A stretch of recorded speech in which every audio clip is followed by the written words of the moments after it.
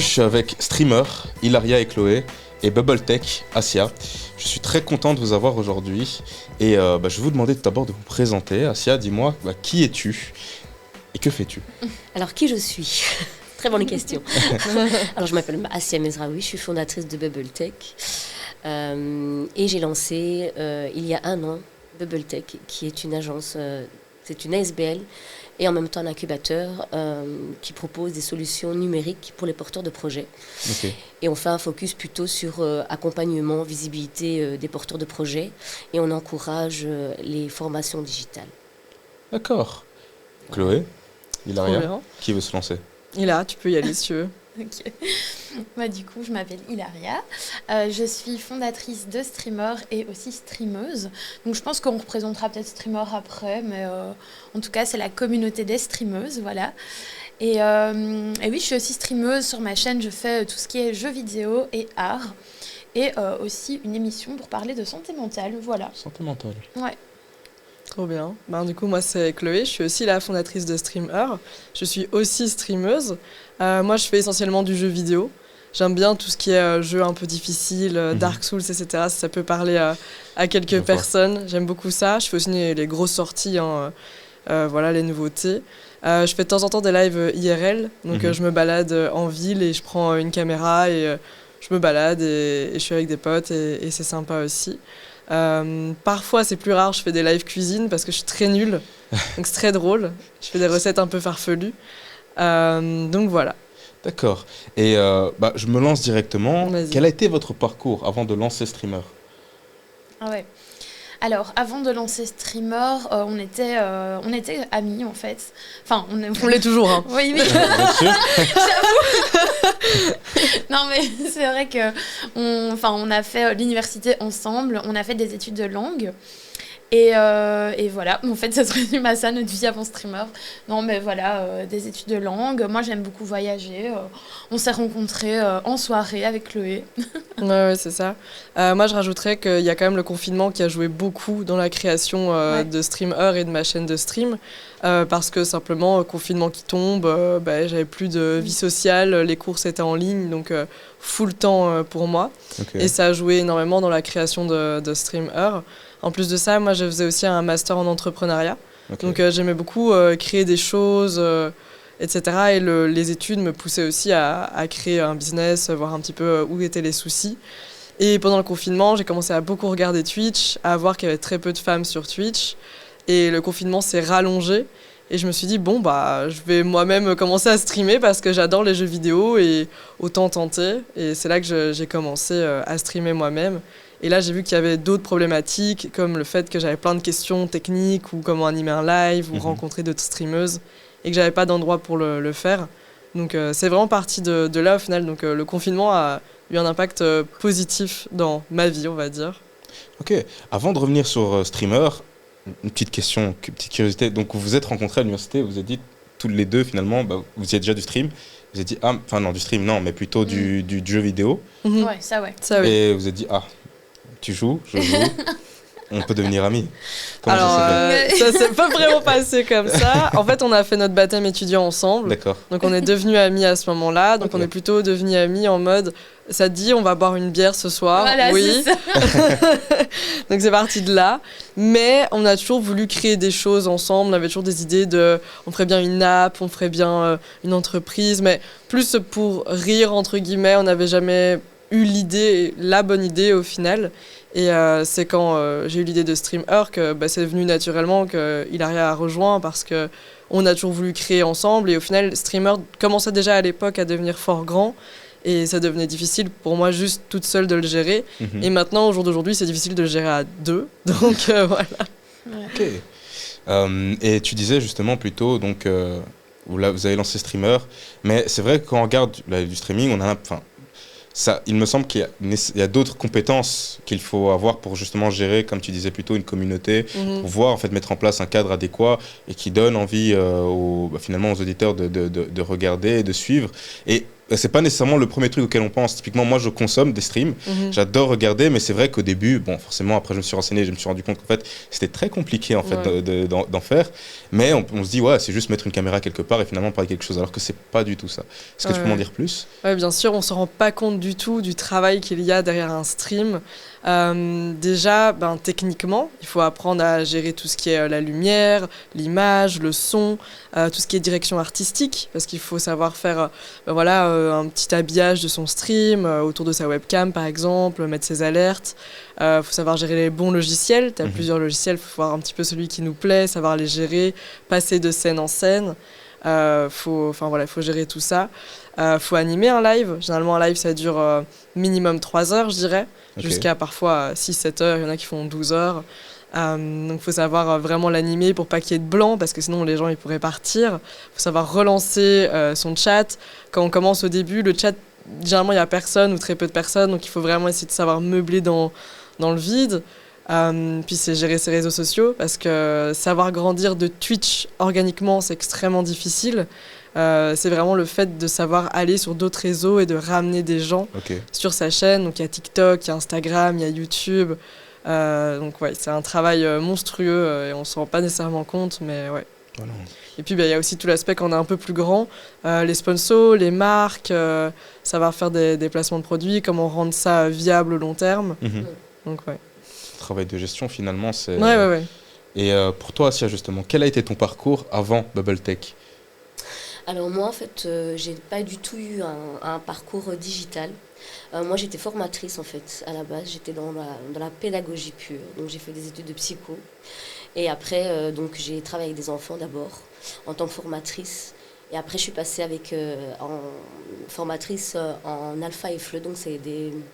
Alpha et Fleu, c'est des... Je ne sais pas si vous connaissez. Du coup, c'est un public... c'est un public particulier. Et donc, du coup, j'ai travaillé donc 20 ans dans l'associatif. Et il y a 4 ans, je me suis lancée à un challenge où j'ai fait une formation en tant que full stack développeur. Donc voilà, c'est comme ça que j'ai lancé BubbleTech. Et si tu avais à présenter BubbleTech, alors c'est le challenge du jour, présenter BubbleTech en 3 lignes, enfin en 3 phrases. Alors BubbleTech maintenant ou du coup avant? On va faire alors du coup ça va être de la triche, ça va être 6 phrases. BubbleTech avant et BubbleTech maintenant. Alors BubbleTech avant, c'était tout simplement une agence de communication où on proposait des services de site internet, design, marketing, voilà. Et actuellement, donc c'est plutôt de l'information, de l'accompagnement, formation et solutions numériques. Donc toujours création de sites internet, plateforme, marketing, design. Et quels ont été les obstacles que tu as rencontrés justement lors de la création de BubbleTech? Et Les obstacles? J'en ai eu beaucoup. J'ai eu beaucoup d'obstacles. Alors d'abord, le fait d'être une femme, clairement, dans le milieu digital, j'avais pas du tout le profil adéquat. Donc voilà, c'était compliqué parce que voilà, je vendais des sites internet derrière mon PC. Donc du coup, on pensait que j'étais un homme, du coup. Et puis quand on me voyait, on me disait « Ah, c'est vous qui allez développer mon site internet ?» Sauf qu'ils avaient déjà signé le devis. Donc voilà, ils n'avaient pas trop le choix de retourner en arrière. Non, donc c'était vraiment ça, le fait que je devais me faire un nom. Et donc du coup justement j'ai eu la chance de lancer BubbleTech en tant qu'agence d'abord de communication avec Maxime qui était fondateur aussi avec moi et on a fait ça ensemble, mais c'est vrai que lui c'était plutôt le back-end, moi c'était le front-end, donc du coup je m'occupais aussi de la gestion de clients. C'était quelque chose que lui, il n'aimait pas faire. Et c'est vrai que ça a été compliqué, le fait que j'étais une femme. Et puis, maman aussi, parce que ça, c'est aussi... j'ai pas déclaré directement mes enfants. C'est quand j'ai pu avoir plus de crédibilité voilà, que les gens commençaient à me connaître via et puis après sur les réseaux sociaux, puis voilà, dans le milieu associatif tout le monde se connaît, donc du coup au départ j'étais connue comme formatrice et puis après comme développeuse web, donc du coup c'est vrai qu'après ça a été facile puisque voilà, j'avais ces lunettes de personnes qui n'étaient pas du tout dans le digital et comment justement démystifier ce côté tech qui était très compliqué avant le Covid. Parce que voilà, après le Covid, il y a eu des formations, voilà, la technologie a fait un boom, donc du coup, tout le monde a commencé à s'y intéresser aussi. Mais oui, vraiment, c'était lutter contre la fracture numérique. Et là, du coup, elle existait avant le Covid. Et pendant le Covid, c'était pire. Et donc là, vraiment, il y avait un grand travail que je faisais dans le milieu associatif, mais aussi en dehors. Ok. Et pour lutter justement contre cette fracture numérique, BubbleTech envisage les choses de quelle manière? Donc déjà, d'abord, de l'information. Et en fait, ce qu'il y a, c'est que ce que BubbleTech apportait par rapport à une agence de communication, c'est qu'il y avait l'accompagnement. Moi, notre objectif, c'était que la personne soit autonome de son projet, en fait, et pas de créer de la dépendance. Donc, pour nous, quand on faisait un service web, pour nous, c'était super important de former la personne. Et même si la personne disait « oui, mais j'ai pas le temps », on lui expliquait qu'au d'accord, il y avait une maintenance et tout ça, mais que c'était important qu'elle puisse au moins connaître quel service payer et connaître les différentes choses ou trouver l'information. Voilà, parce que j'ai l'impression qu'on est aussi dans un système où en fait, l'information, elle est là, elle est sur le net, il faut aller la chercher. Et en fait, on a l'impression qu'on est conditionné. Le fait qu'on n'a pas fait des cours d'informatique, du coup, on n'est pas capable de... Ouais. Et puis, il y a ce syndrome de l'imposteur qui arrive, alors qu'en vrai, tu prends ton PC, tu commences à chercher, voilà. Et l'information, elle est là et il faut chercher et se renseigner sur qu'est-ce qu'on paye, sur les différents services qui existent, sur les différents... voilà, les sites Internet, il y a 1000 façons de créer un site Internet, quel langage on utilise. Voilà, donc ça, c'est ça, surtout notre travail qu'on faisait avec les accompagnatrices, avec donc nos clients en fait. Et ensuite les formations aussi, c'est aussi important de pouvoir former et dans l'entrepreneuriat, voilà, et dans tout ce qui est digital en fait. Ok. Et justement, tu le mentionnais, la tech, le digital semble rester un monde d'hommes finalement. Est-ce que vous ressentez également ça chez Streamer? Je sais pas si tu veux répondre, Ila. Oui. Enfin, du coup, Streamer, en fait, pour reposer peut-être un peu les bases du projet, en fait, c'est, comme je disais, la communauté des streameuses. Donc, en fait, notre objectif, c'est de mettre en avant les streameuses et de leur offrir un espace d'entraide.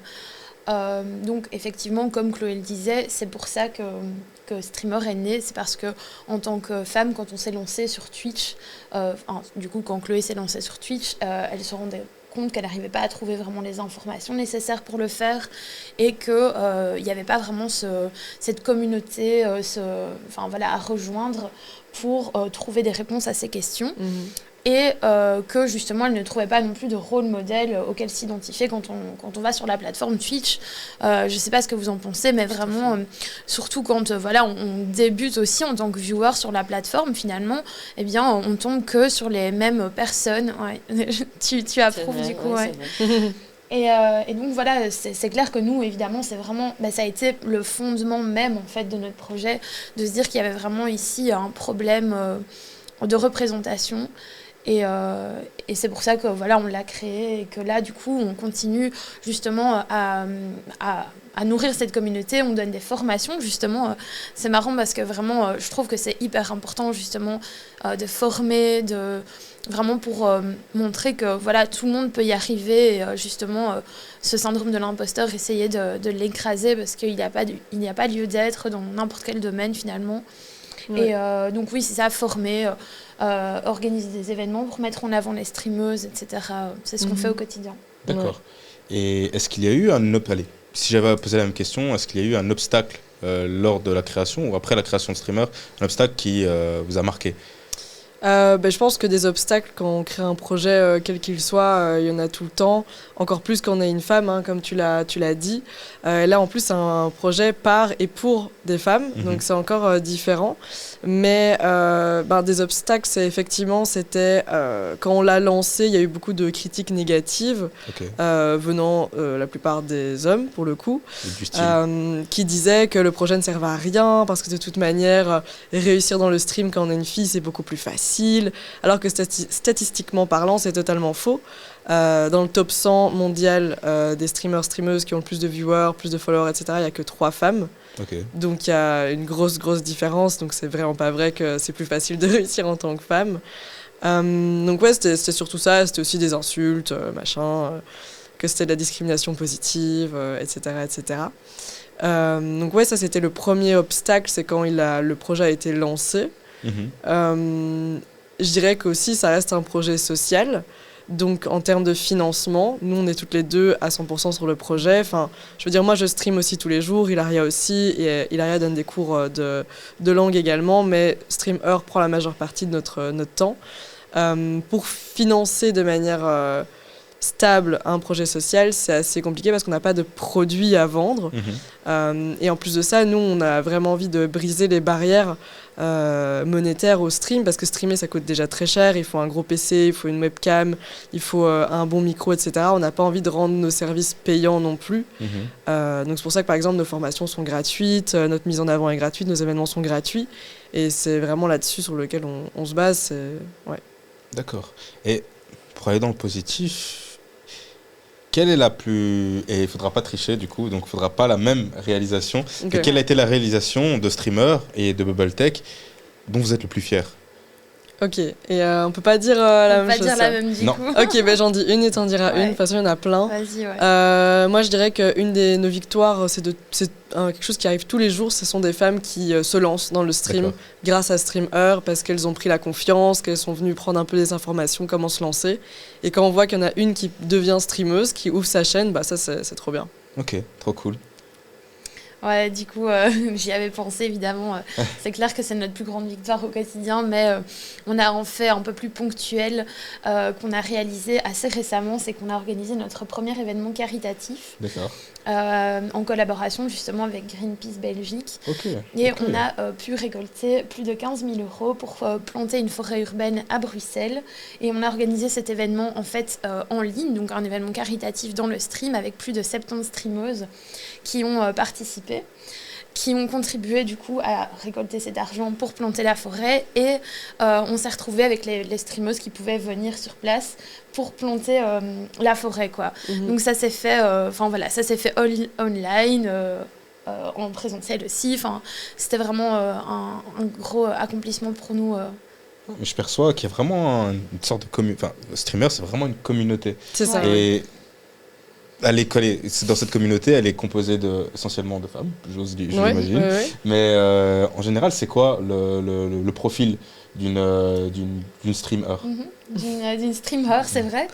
c'est intéressant comme on pourrait les appeler comme ça, les streamers. Mais les streameuses, du coup, ouais. Donc effectivement, ce sont des streameuses. Donc finalement, en fait, le streaming, on ne l'a peut-être pas redéfini, mais c'est la diffusion de vidéos en direct sur Internet. La plateforme la plus utilisée pour ça, c'est Twitch. Donc la plupart de nos streameuses streament sur Twitch. Tout type de contenu différent. Vraiment, nous, on a des streameuses qui font de l'art, du jeu vidéo, du voyage, de la cuisine. Ah oui, il y a de tout. Donc c'est pas seulement que des jeux vidéo. Non, loin de là, c'est même plus la... Avant, c'était la catégorie la plus streamée, mais maintenant, c'est tout ce qui est discussion. Talk show, etc. Ouais, donc c'est vrai, parfois, on s'en rend pas compte, mais oui, du coup, on met vraiment toutes les streameuses en avant, tout type de contenu confondu. Et voilà, je dirais c'est plus ou moins ça le profil. Ouais, je rajouterais que c'est francophone pour l'instant. Donc France, Belgique, Suisse, Luxembourg, Québec. On aimerait s'étendre, si on peut engager du monde, parce que là ça va vraiment prendre beaucoup de temps, on aimerait s'étendre au néerlandais, à l'anglais, à l'espagnol, parce que pareil, il n'y a pas d'autres projets semblables à StreamEur dans les autres langues. Et au terme d'âge, comme on le disait tout à l'heure, c'est plutôt entre 20 ans et 40 ans la grosse majeure partie, mais il y a quelques streameuses un peu plus jeunes et quelques streameuses un peu plus âgées également. D'accord, donc c'est loin du cliché, finalement le stream c'est pas qu'un truc de jeunes. Pas du tout. Pas du tout. Ok. Et pour toi, Asia, alors, ta plus grande réalisation? Il y en a eu plusieurs aussi, mais c'est vrai que moi je suis toujours très émue de voir... je vais donner clairement, je ne vais pas citer de prénom, mais par exemple, il y avait une maman qui avait plusieurs enfants qui voulait lancer son projet. Et donc, du coup, elle était complètement, elle était désespérée presque parce que voilà, elle voulait lancer son activité. Elle y croyait vraiment dur comme fer à son projet. Et donc, elle me dit, voilà, écoute, je viens te voir parce que voilà, on m'a dit que tu faisais des sites internet, on m'a parlé de toi, on m'a dit que tu pouvais m'aider. J'ai dit, ok, d'accord, et qu'est-ce que tu attends de moi? Voilà, donc elle me dit, écoute, voilà, je me suis fait arnaquer par un informaticien. Okay. Et je voudrais, voilà, donc elle me donne ses accès donc, en WordPress et tout, donc elle avait tout en fait pour réussir. Et donc, moi, je vais chez Maxime, je lui montre tout ce qu'il faut et tout. Il me dit, mais en fait, elle a tout pour réussir, donc voilà. Et donc, du coup, on lui fait vraiment un prix symbolique, vraiment un prix solidaire, vraiment pour l'aider à se lancer. Et puis, cette personne, elle revient 1 mois et demi après. Donc, c'était aussi juste avant le Covid. Donc, c'était vraiment juste un peu avant le Covid. Et puis, elle est venue pendant la période de Covid pour nous dire, voilà, il me faut un 2e site. Et puis, elle est venue après, je veux un 3e site. Et puis, elle a fait un 4e site. Donc, du coup, son projet, il a agrandi. Donc, elle a fait un centre de bien-être. Donc, okay. Lundi, elle a ouvert son restaurant. Wow. Voilà. Et donc du coup voilà et c'est vrai que moi ça me touche très fort parce que voilà c'était une femme, c'était une maman qui voulait vraiment se réaliser et elle désespérait de son projet. En fait, elle avait tout pour elle et c'est juste que voilà, elle avait énormément de portes fermées et en fait, voilà, c'est pas grâce à moi qu'elle a réussi, mais c'est vrai qu'on l'a boostée, on a cru en son projet, on lui a donné un peu d'espoir et donc du coup, voilà, elle a eu une porte ouverte et puis elle en a ouvert elle-même d'autres et puis d'autres et puis d'autres et puis voilà, c'est vrai que c'est quelqu'un que je continue à accompagner et c'est vrai qu'on a, voilà, après je m'adapte aussi aux horaires des personnes. Chose que je ne fais plus maintenant. Donc des fois c'était à 00h30, c'était assis, j'ai besoin de faire ça. Mais c'est vrai que voilà, ça c'est mes réussites quand je vois que les femmes voilà que j'ai accompagnées parce que voilà notre public il est mixte, mais c'est vrai que je suis plus sensible aux projets de femmes, voilà, et de mamans aussi. Et c'est vrai que pour moi, ça, c'était une réussite parce que voilà, l'émancipation financière, c'est très important de faire ce qu'on aime, mais de savoir remplir son frigo. Ça aussi, c'est aussi important. Et voilà, il y a toujours une espèce de face cachée qu'on ne montre pas. Et c'est vrai que ce n'est pas facile de lancer son activité et de ne pas avoir de structure, même s'il y en a énormément, mais vraiment qui t'aident concrètement. Et voilà, d'avoir ce soutien-là et qu'on a pu lui offrir grâce à BubbleTech, ça c'est vrai que pour moi ça c'est une réussite voilà que j'ai à l'intérieur de moi, donc voilà une petite réussite personnelle. Mais c'est vrai que ça m'a particulièrement touché justement le but derrière, le but social finalement qui est derrière ton projet, et c'est un peu un point commun que vous avez ici, c'est que vous avez créé un projet, une entreprise qui a un véritable projet social. Et je me demandais, dans cette position-là, justement, quels sont les obstacles, les difficultés et les inconvénients du statut, finalement, d'entrepreneur social dans notre société? Parce que, comme tu l'as dit plus tôt, on ne cherche pas le chiffre. Non, du tout. Et donc, ça forcément, j'imagine qu'en termes de sens, ça doit être juste c'est un luxe. Ça doit être vraiment, ça doit être galvanisé chaque matin. Mais il n'empêche derrière que voilà, sans l'enjeu commercial, il doit y avoir peut-être, c'est une question que je pose, des inconvénients. Je pense qu'il y a des inconvénients dans tout type de statut, parce que peut-être que si tu es dans un projet purement financier, tu manques cette valeur sociale au final. Peut-être que quand tu es dans le social, justement, c'est l'inverse. Peut-être que c'est le côté financier qui est un peu plus compliqué. Mais bon, moi j'ai de la chance, c'est qu'en plus de streamer, je stream, ce qui me permet aussi d'avoir des revenus. Je travaille aussi dans le milieu du jeu vidéo, donc pareil, c'est un revenu supplémentaire. Je travaille de temps en temps à la télé. Donc j'arrive au final à savoir en vivre. Et j'ai ce projet-là social qui, effectivement, le but n'est pas du tout de faire plein d'argent, loin de là. Mais qui a un véritable impact et de voir qu'on aide des streameuses à se lancer, à s'épanouir, elle aussi, parce que mine de rien, lancer sa chaîne Twitch, ça peut aussi ouvrir des portes, c'est aussi créer son entreprise, ses réseaux sociaux, etc. Donc je pense que vraiment il y a du positif et du négatif dans tous les statuts. Je pense que si j'étais dans un projet purement financier, je pense qu'il y aurait quelque chose qui me manquerait au final. J'aime bien le fait d'avoir un impact social. Ok. C'est partagé ? Ouais, c'est hyper partagé. Le fait d'avoir un impact social, c'est vraiment important pour nous et c'est pour ça que qu'on fait ce projet parce que, voilà, comme on l'a dit avant, c'est vraiment dur de vivre d'un projet social. Mais comme tu l'as dit, et je trouve ça tellement vrai, il faut arrêter de démystifier, enfin, il faut justement démystifier ça parce qu'en fait, on doit tous et toutes manger et remplir notre frigo. Et il faut aussi réussir finalement à trouver un équilibre, un moyen de faire comprendre qu'en fait, on a un projet social, on se donne à fond parce que c'est nos valeurs, mais qu'on doit aussi gagner notre vie et que c'est normal en fait. Je trouve que dans notre société, c'est un truc où l'argent et tout ça, c'est encore un peu flou. Non, c'est d'accord. Et en fait, non, je veux dire, voilà, on doit tous et toutes vivre et on sait que malheureusement, le monde est régi par l'argent. Donc, ça, c'est vrai que c'est un des obstacles, je pense, qu'on a eu avec Stream Earth, c'est que vu qu'on est fortement social, on nous a déjà demandé de faire des événements qui duraient une journée entière, avec des activités à préparer, etc., sans aucune rémunération. Et quand on demande une rémunération, jamais très grande, mais bon, c'est parce que nous, on prend une journée entière, on a des choses à préparer, on a un stand à préparer. C'est quand même normal. Généralement, eux vont en tirer quelque chose, parce que nous, on va organiser justement des choses. Parfois, les gens sont un peu choqués de dire « Oh mon Dieu, vous êtes une association et vous demandez à être défrayés. » Mais oui, en fait, ça fait partie de notre job. Sans blague, c'est logique. Pas pour tout le monde, pour le coup. Ne serait-ce que pour le temps, mais surtout aussi pour faire vivre l'association, tout simplement. Oui. Ok. Moi, en fait, ce qu'il y a, c'est que dans le projet Bubble Tech, ça a été...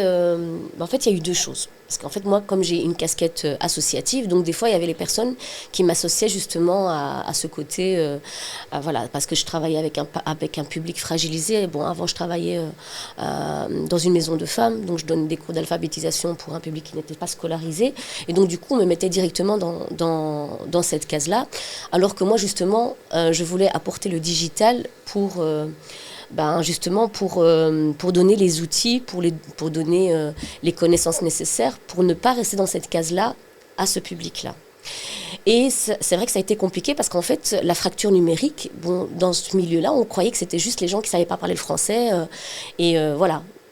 Alors que pas du tout. Moi, justement, et c'est pour ça que j'ai lancé Bubble Tech, c'est parce que j'ai eu des entrepreneuses qui étaient complètement dans la fracture numérique et qui avaient besoin de digital pour justement améliorer leur business, d'avoir des idées pour pouvoir, d'organisation. Ils avaient besoin vraiment du numérique pour améliorer leur situation financière et leur projet entrepreneuriat. Et c'est vrai que du coup, donc je jouais quelque part sur ces deux casquettes-là. Et en fait, ce qu'il y a, c'est qu'on est une ASBL, mais on est aussi un incubateur. Et c'est vrai que nous, en fait, la stratégie financière qu'on a lancée, donc on est en modèle hybride, c'est-à-dire qu'on ne veut pas dépendre que des appels à projets. Donc nous, en fait, on vend des services site internet, web, design, marketing, pour pouvoir justement avoir l'équipe, donc donc pas seulement dépendre des appels à projets. Et les appels à projets, en fait, sont nécessaires parce qu'on veut justement que ces formations soient gratuites et que ça soit donné aussi par des gens professionnels. Parce que souvent, on connaît les EPN. Après, il y a beaucoup de cours en informatique et tout ça, mais c'est pas pratico-pratique aussi. Donc, des fois, j'ai des retours d'entrepreneuses qui me disent, moi, j'ai fait des formations, mais en vrai, je sais toujours pas faire ça. Et c'est aussi quelque chose que nous, on a remarqué. Moi, j'ai fait une formation en tant que full stack développeur. On nous a appris vraiment beaucoup de choses. On nous a appris à coder, mais on nous a pas appris spécialement à mettre un site en ligne, à gérer un client. Concrètement, comment ça se passe après. Donc, mais pourtant, on savait très bien, on connaissait différents langages, Mais concrètement, après, qu'est-ce qu'on fait avec toutes ces connaissances-là? Et c'est là que moi, c'est vrai que c'était ça la force que j'ai eue, c'est que étant donné que moi j'avais une expérience professionnelle déjà dans le passé, donc j'ai pu mettre des choses en place. Donc, c'est ça qui manque chez les jeunes, parce que cette année, en tout cas, on a travaillé avec des jeunes et des femmes, et c'est vrai que c'est suite à ce constat-là qu'on a pu mettre des choses en place, des choses concrètes. Et par ailleurs, en parlant de ça, justement, il y a le programme Ghost Booster que vous avez lancé récemment, justement. Est-ce que tu peux nous en parler davantage? Voilà, donc Ghost Booster, en fait, c'était pour lutter un peu contre ce syndrome de l'imposteur, donc le fantôme, et Booster, donc ce côté pour voir un peu, aller être un peu, avoir de la reconnaissance par rapport à ses capacités. Et en fait, c'était un projet pour les 18-30 ans, et pour tous les porteurs de projets. Alors, les porteurs de projets, c'est quoi? Donc, ça peut être un projet formation, ça peut être un projet entrepreneuriat, mais ça peut être aussi un projet pour les chercheurs d'emploi. Et étonnamment, on n'a reçu que des jeunes qui voulaient lancer leur entreprise. Donc, on était contents, donc on les accompagne parce que le projet n'est pas fini. Et donc, voilà. Et c'est vrai que on a participé, donc en fait c'est un projet, donc nous avec BubbleTech, donc nous c'était pas vraiment la partie digitale, et on a fait un partenariat avec l'ASBL Smoners qui est donc avec Ben Amidou qui est acteur, et en fait nous on voulait utiliser la scène, on voulait pas avoir des gens dans le milieu business qui viennent apprendre à pitcher, en fait nous on voulait vraiment utiliser aussi le côté la scène pour prendre justement sa place, pour laisser des choses, laisser le stress, mais avec différents ateliers de prise de parole, d'expression, pour apprendre à pitcher.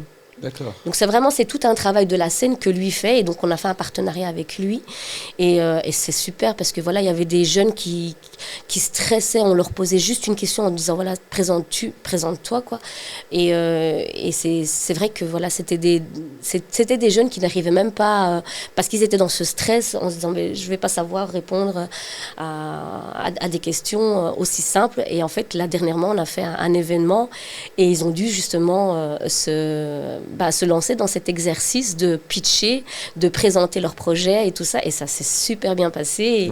Et justement, tu étais présent et tu as vu.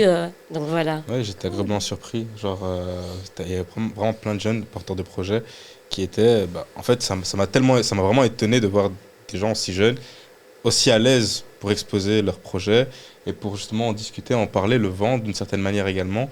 Et j'étais. En vrai, t'es là, tu t'es impressionné. Alors que j'ai l'habitude de parler aux gens, là, ils m'ont impressionné parce qu'ils avaient beaucoup de répondants, peut-être un peu trop. Moi, je devenais timide. Mais pour revenir sur Streamer, on parlait, tu l'as mentionné brièvement, Chloé. Je pense que forcément, j'imagine vous partagez le constat. Il y a peut-être toujours cette crainte que moi je me pose, c'est quand on est jeune sur Internet, on peut être proie au harcèlement, proie quand on est une femme au sexisme. Comment on peut, quels sont les outils que vous donnez justement à votre communauté pour pouvoir combattre finalement ce sexisme qui est fortement présent sur Internet?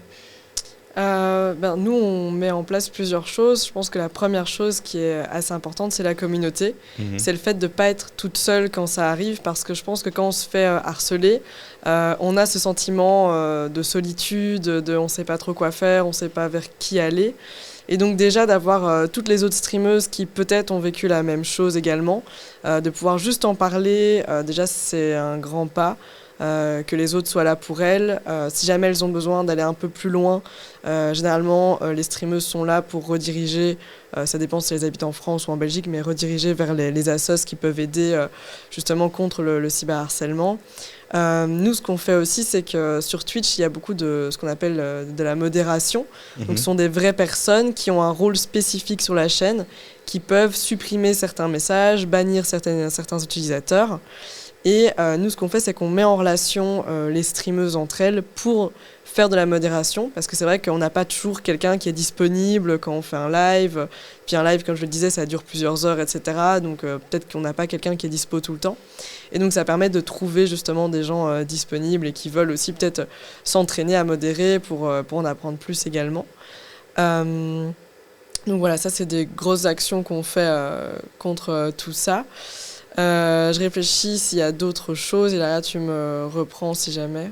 Oui, du coup, moi, je voulais juste reprendre ce que tu disais par rapport au fait que, en tant que jeune et en tant que femme, on peut être plus ciblé. Mais en fait, je tenais juste à préciser que oui, effectivement, mais pas spécialement jeune. Enfin, tu vois, c'est juste ça que je voulais préciser, c'est qu'en fait,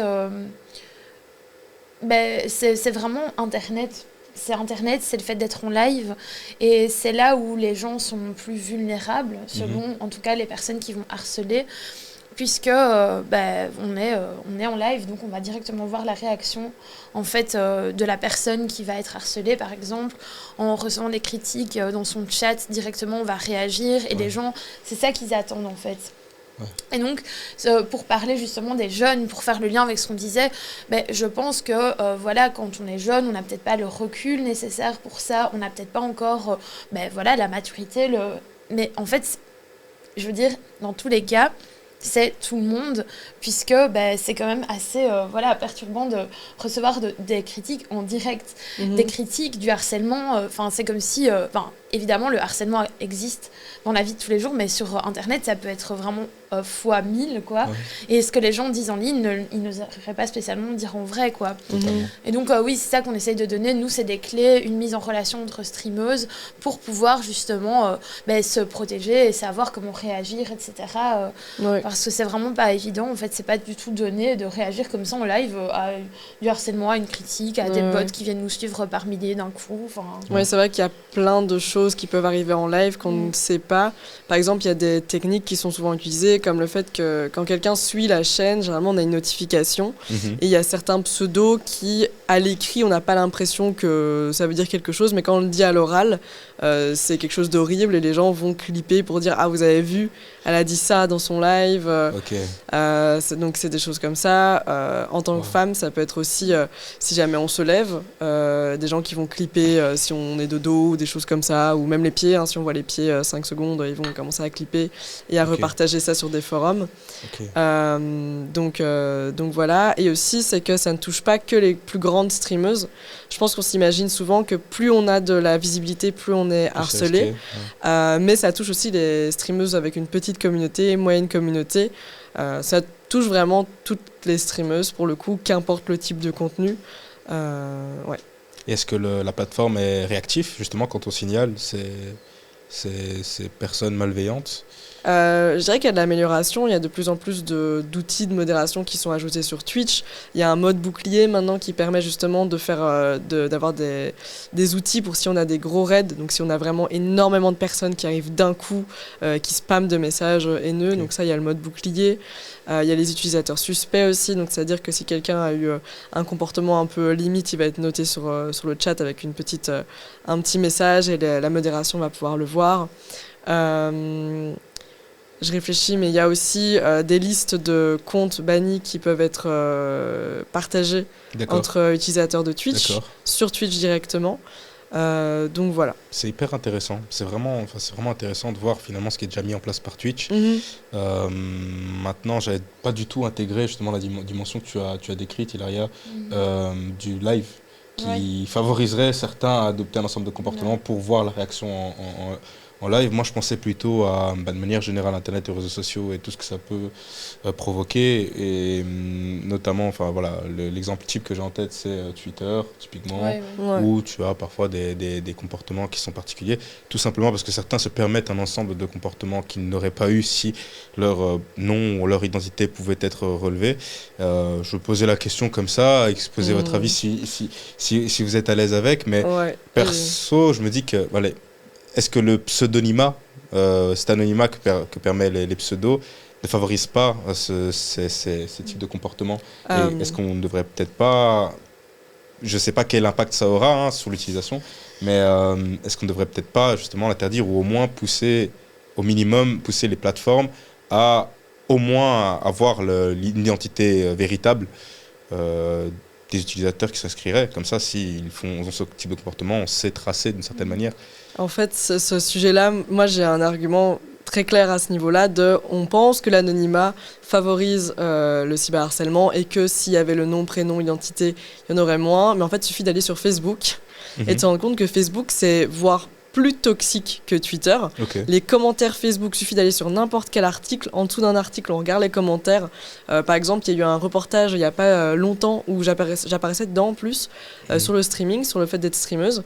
C'était coûte que coûte sur RTL. Et du coup, il y avait donc ce reportage a été partagé sur Facebook. Tous les commentaires, c'est insane. C'est que des insultes, c'est que du sexisme, que de la misogynie. Genre vraiment, c'est 1000 fois pire que Twitter, que ce que j'ai pu voir sur Twitter. Et c'est des gens qui ont leur photo de profil, leur nom, leur prénom. On sait même voir où ils habitent, tu peux retrouver leur famille. Donc je pense que c'est vraiment pas ça qui arrête les gens pour le coup. Après, sur Twitch, il y a quand même maintenant aussi l'identification à 2 facteurs qui aide, entre guillemets, à ça. Enfin, je veux dire, c'est vrai que ce que Chloé dit, c'est un argument où on voit que ça n'arrête pas les gens. Mais il existe quand même des choses qui sont mises en place. Maintenant, c'est vrai que demander le nom, prénom, etc., voilà, est-ce que c'est vraiment la solution? Mais en tout cas, voilà, juste pour préciser, pour les personnes qui ne seraient pas spécialement familières à Twitch, que voilà, il existe cette identification à 2 facteurs qui permet aussi, du coup, aux personnes qui streament de bloquer leur chat aux personnes qui ne sont pas identifiées à 2 facteurs, par exemple. Ok. Donc ça, voilà, c'est une protection en plus. Ouais. Voilà. Et ça, d'ailleurs, c'est assez intéressant comme remarque parce que les streameuses vont généralement plus vite mettre en place ce moyen d'obliger les gens à avoir la double authentification pour parler, mais c'est à double tranchant parce que moins il y a de gens qui sont actifs dans le chat, moins on est mis en avant par l'algorithme et donc on a moins de visibilité. Mais sauf qu'en tant que femme, il y a plus de possibilités qu'on se fasse harceler statistiquement, etc. Donc on va plus vite mettre en place ce moyen de se protéger qui au final va quand même être négatif pour nous. Mais j'ai l'impression que typiquement pour l'exemple que tu as ressorti plus tôt, et c'est un excellent exemple, mais c'est pareil, typiquement à chaque fois qu'il y a des commentaires, indépendamment qu'ils soient haineux ou non, ça favorisera l'algorithme dans, je sais pas, si on prend Instagram ou si on prend Twitter, etc. Donc la réaction va favoriser la mise en avant de la publication. Mais justement, en fait, c'est ça l'effet pervers, c'est que a priori, les contenus qui vont attirer beaucoup de trafic sont des contenus où il y a potentiellement beaucoup peut-être de choses mauvaises, disons, dans les commentaires, etc. Et qui sont des contenus à risque pour la personne qui le poste. Ouais. Donc, c'est vraiment un sujet compliqué. C'est pour ça que je posais ça peu sur la table, parce que je ressens qu'il y a un vrai besoin de réguler d'une manière ou d'une autre les comportements, comme on le fera en société de manière générale avec des lois, avec un comportement en rue, et encore, il y a encore des améliorations à avoir, mais avec un comportement en rue, je pense que sur Internet, ça ne doit pas être une zone de non-droit ou de tout droit, je ne sais pas, qui permettrait en toute impunité aux uns et aux autres de dire n'importe quoi. Maintenant, ça me choque particulièrement parce que c'est vrai, sur Facebook, c'est vrai que sur certains articles, sur certains sujets, il y a parfois des réacs, mais qui ont des réactions pour le coup.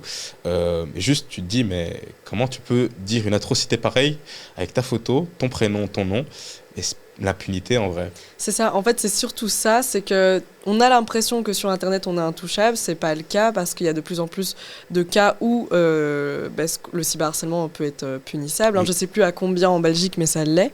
Il y a eu d'ailleurs quelques histoires où des gens, c'était une youtubeuse, son harceleur a fait quelques mois en prison et a payé je ne sais plus combien d'euros d'amende. Mais je pense qu'en fait les gens ne se rendent pas compte que c'est punissable. Et je pense que quelque chose qui pourrait aider, ce serait quand on est sur Internet, sur un réseau social, Twitter, Facebook, n'importe, c'est avoir un espèce de rappel de attention, ce qu'on met sur les réseaux sociaux, ça vous engage pénalement, etc. Ça peut se retourner contre vous. Je pense que oui, il n'y a pas encore cette présence d'esprit de effectivement ce que je dis peut se retourner contre moi. D'accord. Ok.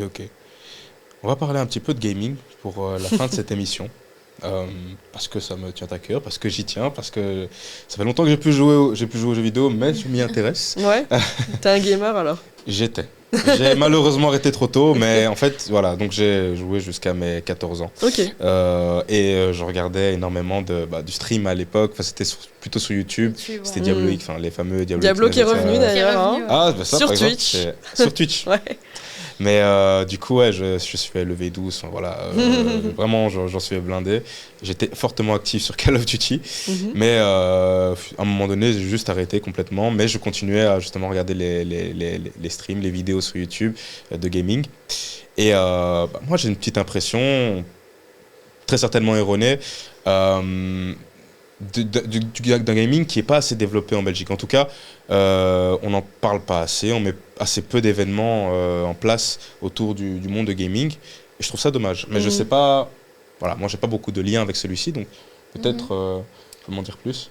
Ouais, bah c'est vrai que allez, là c'est plus personnel aussi, hein, parce que en fait finalement nous, vu qu'on est vraiment dans le monde du streaming, après, enfin Chloé est un peu plus vraiment dans le monde du gaming, mais ben moi je stream du jeu vidéo aussi et allez personnellement, mais vraiment quand je dis que je stream du jeu vidéo, les gens déjà ne considèrent pas trop ça. Tu vois, donc tout ce qui est vraiment métier du jeu vidéo, donc le streaming, enfin tout ce qui touche à ça, je trouve que c'est pas super considéré. On se rend pas compte que c'est en fait un vrai métier. Non seulement déjà le streaming, hein, comme on l'a expliqué, vraiment le streaming c'est tellement de compétences à avoir et voilà, mais c'est vrai qu'encore plus, quand je dis que c'est du jeu vidéo, alors là, c'est vraiment le truc, je sais pas toi, mais où tu te dis, enfin, où les gens se disent, mais ah bon, ok, donc tu passes ta soirée à jouer.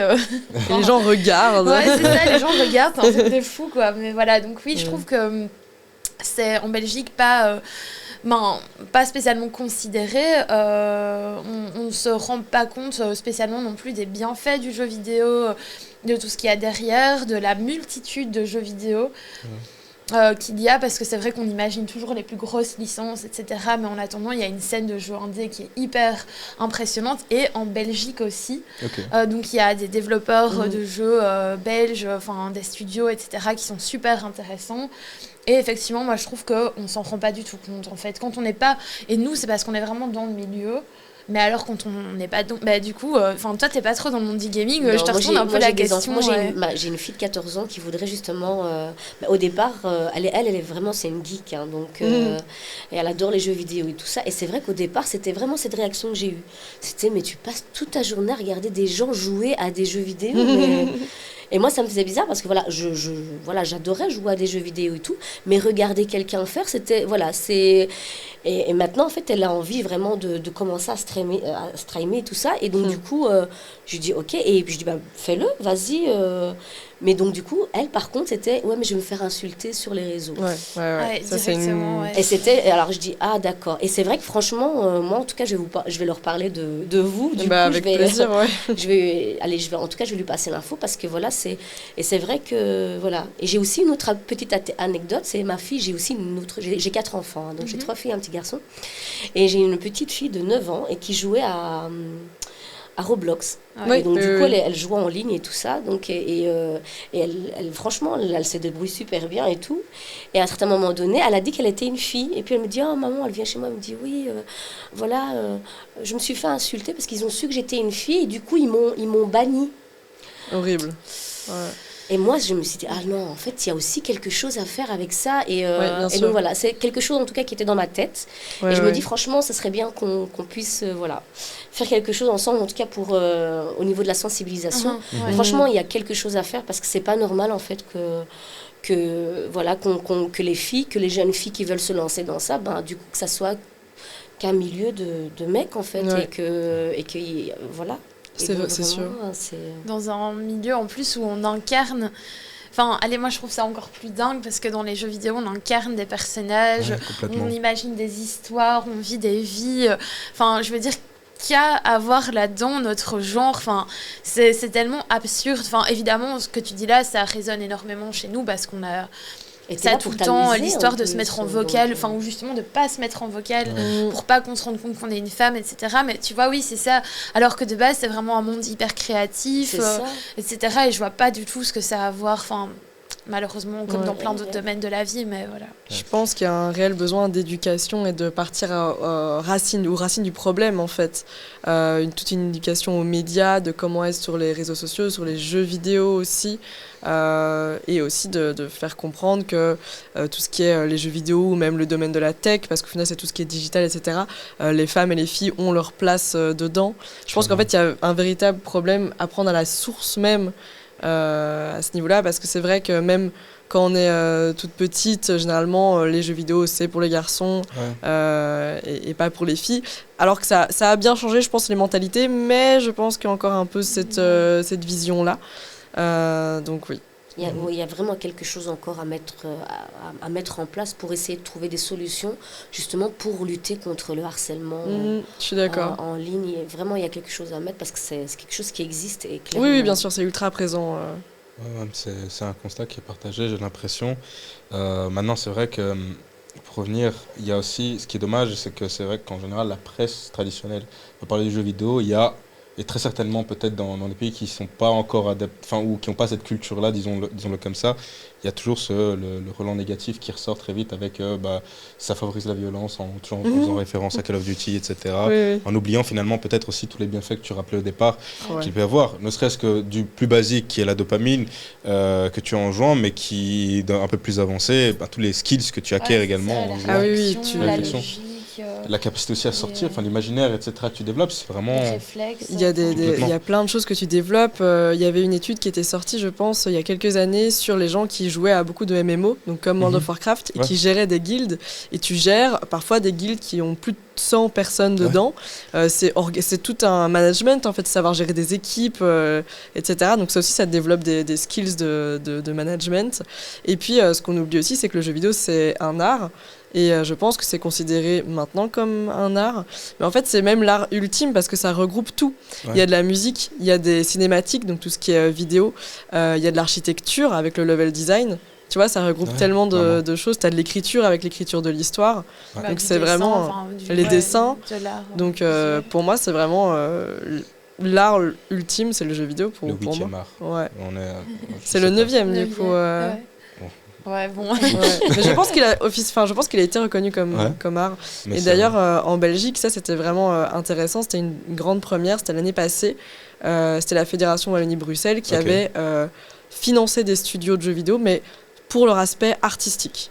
Ok. Donc c'était vraiment l'aspect le plus important pour les dossiers. C'était vraiment voir s'il y avait une sensibilité artistique dans le projet. Il fallait pas nécessairement penser que financier, que gameplay. C'était vraiment le monde qui avait été développé, les personnages, l'écriture.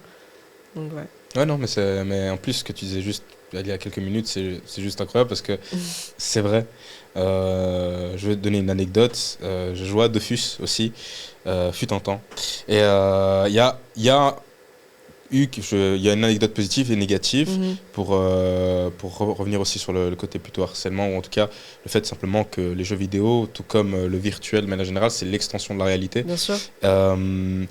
Et du coup, ça entraîne un ensemble de comportements qui sont aussi propres à nos réalités. Mais l'anecdote positive, c'est que dans Dofus, voilà, on tente aussi d'avoir une armure qui... Enfin, on essaye d'évoluer, forcément, avoir un certain level, et avoir un personnage qui a des statistiques de frappe, par exemple, ou de défense, etc., plus élevées. Donc, du coup, il y a tout un monde autour de la négociation, finalement, quand tu échanges j'ai oublié le terme, Les kamas. skins. Non, c'est pas ça? Ouais, il y a les kamas, déjà, Ouais. pour commencer, les kamas, mais il y a aussi tous les skins, donc Ouais, les skins, les les vêtements que tu vas apparences. mettre. Ouais. C'est ça, les apparences, mais qui ont aussi des enjeux sur la force du personnage Mhm. et sa pérennité, on va dire, dans l'aventure du jeu vidéo. Le stuff. Et les stuff. Et du coup, en tant que jeune, moi j'avais quoi, 9 ans, 10 ans, et j'étais là en train de planifier finalement mon avancée dans l'aventure. Et je négociais avec d'autres personnes. Et il y a tout plein de skills que tu acquiers. Tu parles de guildes, il y avait également des guildes dans Dofus. Et il y en avait une, je sors le nom comme ça, ça sert à rien, mais ça s'appelait Royale Ténébreuse ou un truc du style.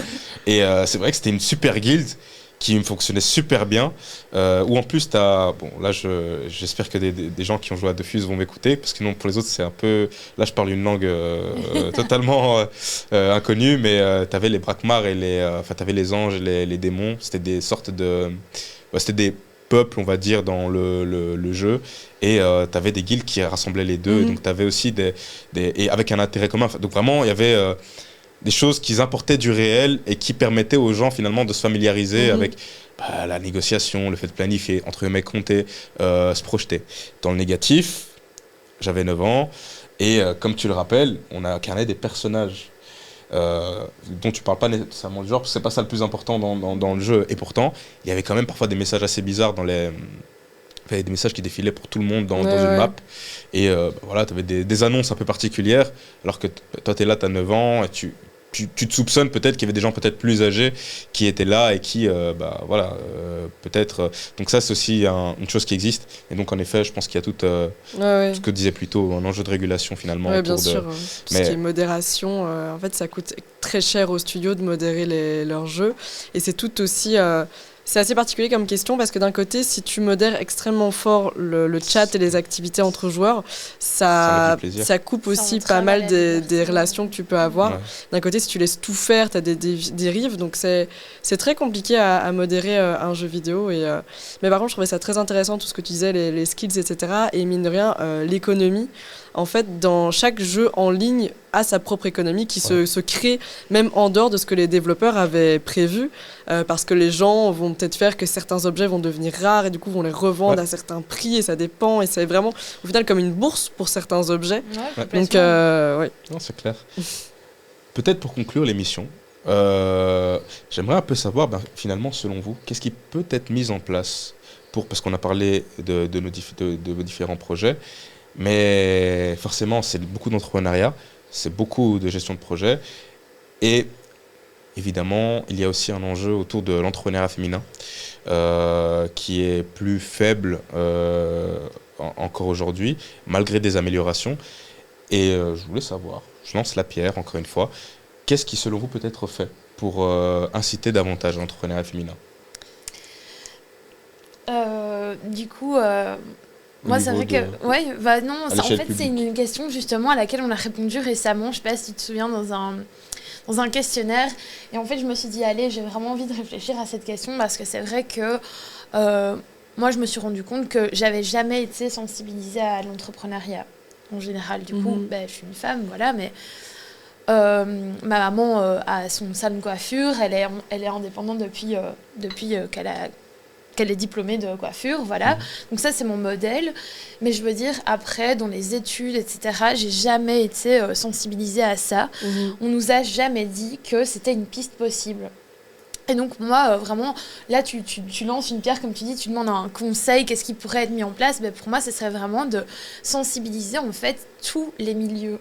Parce qu'en fait, on entend souvent des gens qui sont en études de gestion, en études d'économie, dire « Ah ben oui, ton incubateur », parce que nous, on a aussi fait un incubateur l'année passée pour le projet. Et ah ben oui, encore ce week-end, je connais, oui, on m'en a parlé dans mes études de master. Ah oui, tu fais quoi ? Des études de gestion. Et nous, on n'a jamais été sensibilisés à ça dans nos études de langue. Et je trouve que c'est vraiment fou, quoi, parce qu'en fait, pour être entrepreneur ou entrepreneuse, il n'y a pas de compétences à avoir. Il ne faut pas avoir fait des études de gestion pour devenir entrepreneur ou entrepreneuse. Et c'est vraiment ça qui fait la richesse, en fait, de l'entrepreneuriat, c'est d'avoir des profils hyper différents, et donc c'est aussi bien, je trouve, au niveau des études qu'au niveau des milieux socio-économiques, etc. Je trouve que vraiment c'est dingue, quoi. C'est toujours les mêmes personnes qui sont représentées, et ça, c'est vraiment dû au fait qu'on nous en parle pas, quoi. Je suis d'accord. Je pense qu'il faut même aller voir les plus jeunes en secondaire pour que dès le plus jeune âge on se dise mais en fait entreprendre c'est possible. Et je pense que c'est important d'avoir peut-être des gens qui viennent parler directement aux plus jeunes, présenter ce qu'ils font, qu'est-ce que c'est d'être entrepreneur, parce que quand on est plus jeune, on sait peut-être pas nécessairement ce que c'est. Et je pense que c'est important d'avoir des modèles atteignables, parce qu'on pense toujours aux gens qui ont fait des énormes entreprises, qui ont réussi super bien, etc. C'est trop cool.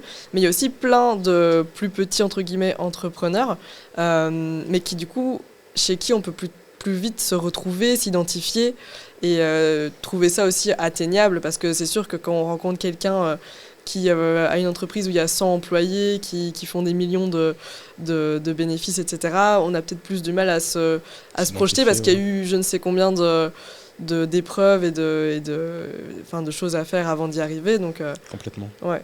Complètement. Ouais, en fait, c'est une bonne question, parce que voilà, moi j'ai l'impression que c'est à chaque fois des bulles, donc la bulle associative, bulle de communauté jeux vidéo, bulle développeur, bulle entrepreneuriat, parce que voilà, moi clairement je suis rentrée dans cette bulle, j'ai rencontré énormément de personnes qui étaient plutôt dans l'entrepreneuriat, qui n'étaient pas du tout dans le digital. Et c'est vrai qu'il faut réfléchir en fait à qu'est-ce qu'on peut mettre pour créer des ponts justement pour ce que tu disais. C'est un projet qui existe. Je ne sais pas si tu connais 100 000 entrepreneurs. Oui, j'ai justement été témoigner avec eux dans les écoles. Eux font ce travail-là justement de sensibiliser les jeunes étudiants par rapport à l'entrepreneuriat, mais peut-être faire plus de rencontres, mais des rencontres déjà accessibles, gratuites ou vraiment à des prix solidaires. parce que malheureusement, les cercles business où on rencontre énormément d'entrepreneurs, souvent c'est cher. Et pour quelqu'un qui se lance, du coup, c'est pas la priorité quand on démarre. Oui, peut-être plus d'initiatives. Et puis sur les sites internet aussi d'organismes qui font justement de l'accompagnement entrepreneuriat, peut-être mettre justement un peu les coordonnées de chaque ASBL, de chaque projet qui existe. Et voilà, donc peut-être plus de choses au niveau de l'information. D'accord. Ok. Et bien sur ce, je vous remercie énormément d'avoir été présente aujourd'hui. Voilà, je vous dis au revoir pour de très longues aventures. D'ailleurs, il y a une conférence bientôt qui arrive sur l'entrepreneuriat dès le milieu scolaire. Je rigole, je fais ma pub. Mais voilà, en tout cas, tout un merci à vous. Merci à toi. Merci à toi. Merci.